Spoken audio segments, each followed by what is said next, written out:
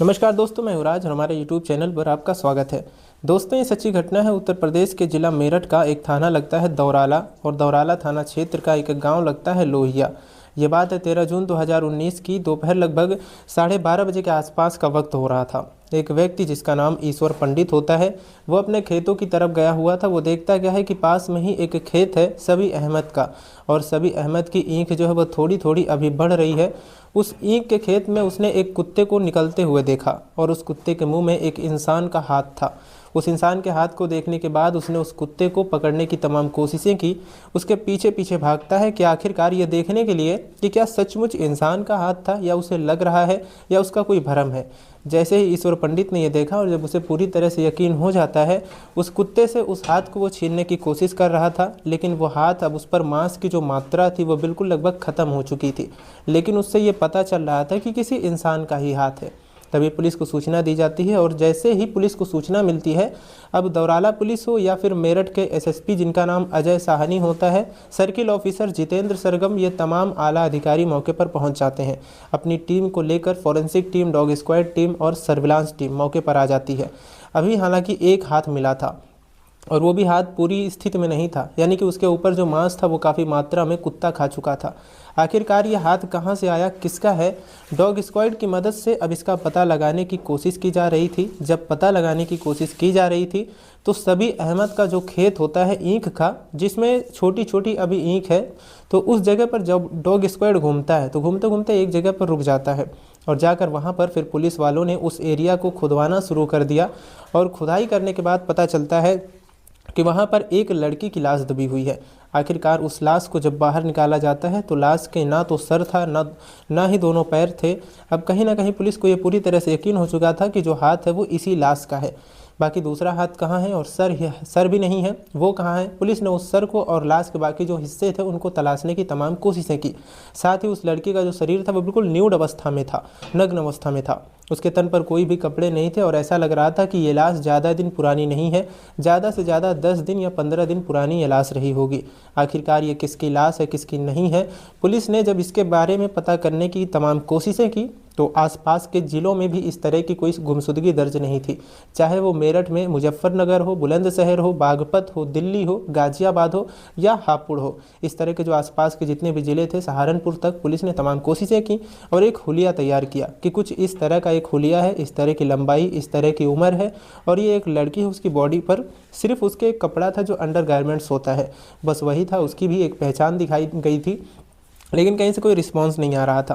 Police वालों ने आखिरकार और अपनी टीमें बढ़ाईं और टीमें बढ़ाने के बाद सर को भी तलाश करना शुरू किया और जो एक हाथ बचा था उस हाथ को भी ढूंढने के लिए आसपास के तालाब हों या आसपास के नाले हों, जो भी जगह थी, हर जगह को तलाश करने की कोशिश की जा रही थी। लेकिन पुलिस के हाथ सर नहीं आता और देखते ही देखते ये वक्त बहुत तेज़ी के साथ आगे बढ़ने लगता है। ये जो टुकड़ा मिलता है जून के महीने में मिलता है, जून, जुलाई, अगस्त, सितंबर, इस तरह से एक एक महीना लगातार बीत रहा था। लेकिन पुलिस अपनी तरफ से कार्रवाई कर रही थी, ये पता लगाने की कोशिश कर रही थी कि आखिरकार ये किस लड़की का लाश है और इसके हाथ क्यों काटे गए हैं, उसकी गर्दन क्यों काटी गई है। पुलिस इन्हीं तलाश में थी और जो यहाँ के ऑफिसर होते हैं जिनका नाम जितेंद्र सरगम होता है, वो उन्होंने टीम लगाई हुई थी। तभी उन्होंने फॉरेंसिक जो टीम होती है, सर्विलांस टीम होती है, उनसे कहा कि जो भी छोटे से छोटा, बारीक से बारीक कोई सबूत हाथ लगता है तो आखिरकार उस पर काम करना शुरू करते रहो, भले ही चाहे तुम्हें कितना ही वक्त लग जाए। लगभग 12 महीने का वक्त लग गया था। ऐसा समझ लीजिए जैसे कि भूस के ढेर में सुई ढूंढने के बराबर था, भूसे के ढेर में। आखिरकार बीटीएस टावर पर उस दिन या उसके आसपास 10-15 दिन में, 20 दिन में जो भी मोबाइल नंबर चल रहे थे, वो मोबाइल नंबर कौन कौन थे? कोई बाहर का तो नहीं था, क्योंकि आसपास के इलाके की कोई भी लड़की गायब नहीं थी, ऐसा कोई रिपोर्ट नहीं था। पुलिस ने अपने जो मुखबिर थे सभी लगाए हुए थे।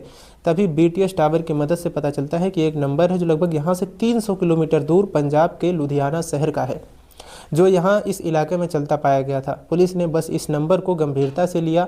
साथ ही पुलिस को 1 साल के बाद एक और सूचना मिली थी, वो गोपनीय रूप से, कि एक व्यक्ति है जो शराब पीकर इस तरह की डींगे हाँक रहा है कि फलाने व्यक्ति ने एक कत्ल कर दिया है। पुलिस अब चारों तरफ एक एक चीज़ को जुटाने की कोशिश कर रही थी। आखिरकार जो एक नंबर मिला था 300 किलोमीटर दूर चलने वाला, उस नंबर से जुड़े हुए जो और नंबर थे उन नंबरों पर फ़ोन किया जाता है और वह नंबर उठाता है एक व्यक्ति जिसका नाम होता है संजीव देसवाल। संजीव देसवाल उनकी पत्नी होती हैं सीमा देसवाल, जिसे फ़ोन किया जाता है। पूछा जाता है कि तुम्हारे परिवार में कौन कौन रहते हैं, तो उधर से पूछा जाता है कि आप कौन हैं और इस तरह की बात क्यों पूछ रहे हैं। तभी बताया जाता है कि हम उत्तर प्रदेश के ज़िला मेरठ का थाना लगता है दौराला, वहाँ से बात कर रहे हैं, हमें कुछ जानकारी प्राप्त करनी है, जानकारी जुटानी है। तभी बताया जाता है कि एक बेटी है और एक बेटा है, 2 बच्चे हैं। फिर पूछा जाता है कि अपनी बेटी से हमारी बातचीत करवा दीजिए। तो वो कहते हैं कि हमारी बेटी फ़िलहाल वो घर से निकल चुकी है, जा चुकी है, वो हमसे बात नहीं करती है, वो हमसे नाराज़ रहती है। इस तरह की बात थी। तो पुलिस को अब यहाँ से कहीं ना कहीं एक रास्ता मिल चुका था कि जो उनकी बेटी है, बेटी के बारे में पूछा जा रहा था। तो उन्होंने बताया कि बेटी का नाम एकता देसवाल है, जिसकी उम्र लगभग 22 साल के आसपास की है। तभी उन्होंने पूछा कि वो लड़की कहाँ से कैसे गायब हुई, क्या बात हुई। उन्होंने कहा कि एक लड़का था जो कि देसी जड़ी बूटियों का काम किया करता था, एक तरह से तंत्र मंत्र का भी काम किया करता था। हाँ, उसका एक कार्ड हमारे पास ज़रूर है, उस पर अमन लिखा हुआ था। उस कार्ड पर जब पुलिस ने देखा अमन, तभी पूछा कि कोई और जानकारी, कोई फ़ोटो, कुछ भी हो, ऐसी बातचीत हो तो आप हमें दिखा सकते हैं, बता सकते हैं, ताकि हम ये पता लगा सकें, पता निकाल सकें कि आखिरकार ये कौन है, क्या है। तो उनके पास एक नाम था अमन और एक फ़ोटो था उस लड़के का फ़ोटो, जो कि किसी होटल में खड़े होकर उसने खिंचवाया हुआ था। आखिरकार पुलिस ने उसे उस फोटो की मदद से आसपास के जितने भी गांव थे वहां पर मुखबिर सक्रिय कर दिए जाते हैं और सक्रिय करने के बाद पता चलता है कि एक लड़का है जिसका नाम साकिब है। गांव के लोग कह रहे थे कि ये अमन नहीं है बल्कि इसका नाम साकिब है। पुलिस का दिमाग यहाँ से घूम जाता है कि वहाँ उसने अपना नाम अमन बताया हुआ है और यहाँ उसे गांव के लोग साकिब के नाम से जानते हैं। बाप का नाम उसके मुस्तकीम होता है। आखिरकार उसके बारे में और जानकारी जुटाई जाती है। तो जो साकिब होता है वो लुधियाना में रहने के बाद वो कपड़ों की फेरी भी लगाता है, देसी जड़ी बूटियों का भी काम लोगों को देता है, दवाइयाँ, अलग अलग तरह की लोगों की मदद किया करता था, एक तरह से तंत्र मंत्र का भी काम किया करता था। आखिरकार जब वो लुधियाना में रहता है तभी शायद इस लड़की के संपर्क में आया होगा। पुलिस ने उसको गिरफ्तार करने के लिए, उठाने के लिए अब जाल बिछाना शुरू कर दिया ताकि वो पकड़ा जाए तो आगे की जो पूछताछ है वो शुरू हो जाए कि आखिरकार उस लड़की को गायब करने में उसका कितना हाथ है या नहीं है, या फिर वैसे ही कोई ऐसी लीड मिल रही है। आखिरकार पुलिस ने जब उसको पकड़ने के लिए जाल बिछाया तो वो पुलिस के हाथ लग जाता है और हाथ लगने के बाद वो पुलिस को मौका देखता है और मौका देखते ही भाग जाता है। जब भाग रहा था तो साथ ही एक सिपाही होता है, उसके पिस्तौल छीन के वो भाग जाता है और जैसे ही सिपाही की जब पिस्तौल लेकर भागता है तो पुलिस उसे गिरफ्तार करने के लिए तमाम कोशिशें करती है। तो वहीं पास में ही एक सिवाया गाँव लगता है, वहाँ पर पुलिस उसकी घेराबंदी करती है और घेराबंदी करने के बाद आखिरकार उसको 2 गोलियां लग जाती है और 2 गोलियां लगने के बाद फिर उसे पुलिस पकड़ लेती है, पूछताछ करती है और जानकारी जुटाती है। तब वो कहानी बताता है, कहता है कि वो अपने गांव से लगभग 300 किलोमीटर दूर गया हुआ था। पहले लुधियाना में वो काम करता है, कपड़े का व्यापार करता है, साथ ही वो जड़ी बूटियाँ वगैरह भी देता है, तंत्र मंत्र का भी काम किया करता था। और इसके बाद वो जिसके साथ रहता था उससे थोड़ी सी उसकी नाराज़गी हो जाती है, मनमुटाव हो जाता है। उसके बाद वो करनाल में जाकर शिफ्ट हो जाता है, वो काम फिर वहाँ करने लगता है। उससे पूछा जाता है कि तुम लड़की के संपर्क में कैसे आए, तो उसने बताया कि एक लड़की उसके पास आती है, उसके पेट पर, उसके शरीर के अलग अलग हिस्सों पर एक अजीब तरह का दाग था। उस दाग को ख़त्म करने में, उसका इलाज करवाने में उसने उसकी मदद की थी। कुछ दवाइयाँ ऐसी दी गई थी जिस दवाइयों की वजह से वो ठीक हो जाती है। जब ठीक हो जाती है तो उस लड़की ने उससे दोस्ती की। दोस्ती होने के बाद दोनों के बीच में प्यार मोहब्बत हो जाता है। दोनों एक दूसरे के बहुत ज़्यादा नज़दीक आ जाते हैं, संपर्क में आ जाते हैं और देखते देखते उस लड़की ने उस लड़के का नाम टैटू, यानी कि उसके नाम का टैटू बनवाया अपने हाथ में। अब यानी कि एक एकता के नाम, उसका एकता नाम था, उसने अपना भी एक टैटू जो हाथ में बनवाया। उधर वो अपने घर वालों से लगातार विद्रोह की स्थिति में हो जाती है, घर वालों से बातचीत नहीं करती थी। अमन के साथ रहने के लिए, उससे प्यार करने के लिए, उस अमन से, उस पर न जाने उसने ऐसा क्या जादू कर दिया था कि वो लड़की अपने घर वालों के खिलाफ हो जाती है और अमन से बेइंतहा प्यार करने लगती है। और एक दिन मौका मिलता है और मौका मिलते ही वो अपने ही घर से निकल जाती है। लेकिन वो थोड़ा बहुत नहीं, उसके घर में जितनी भी नकदी थी, पैसा था, जितना भी सोना चांदी जेवरात था, वो सब अपने साथ समेट कर लेकर चली जाती है।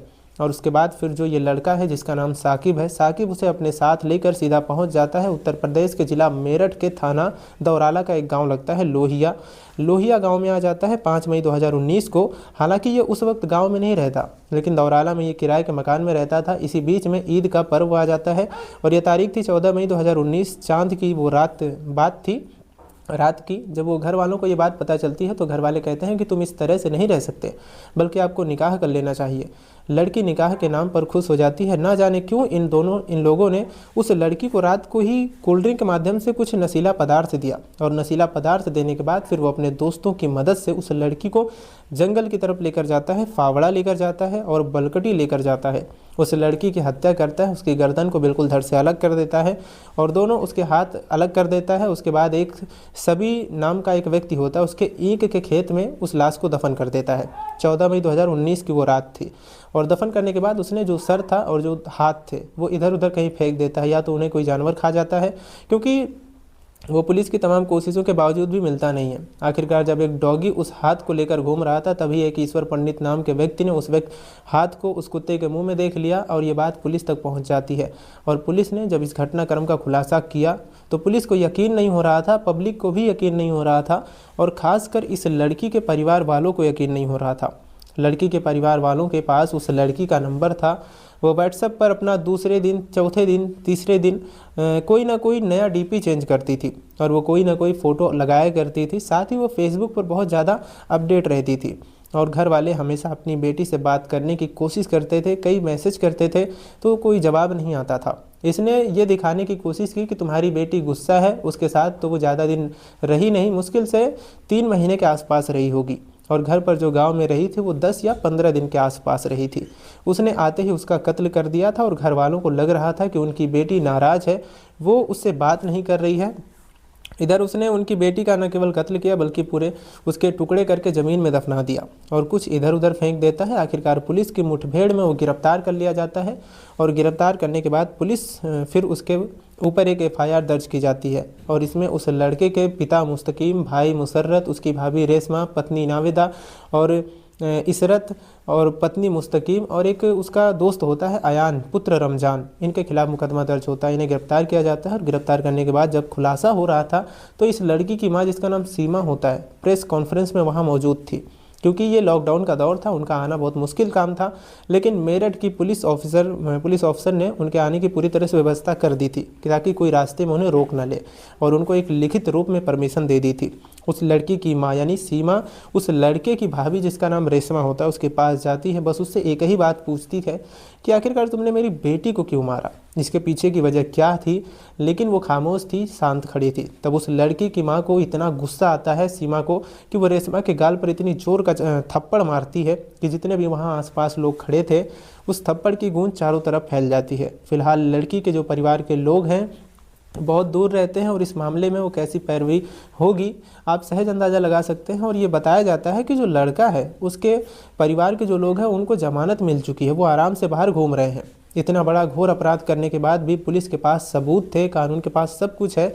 लेकिन ऐसे मामलों में भी अगर देरी होती है तो वाकई अपराधियों को और अपराध करने के लिए बल मिलता है।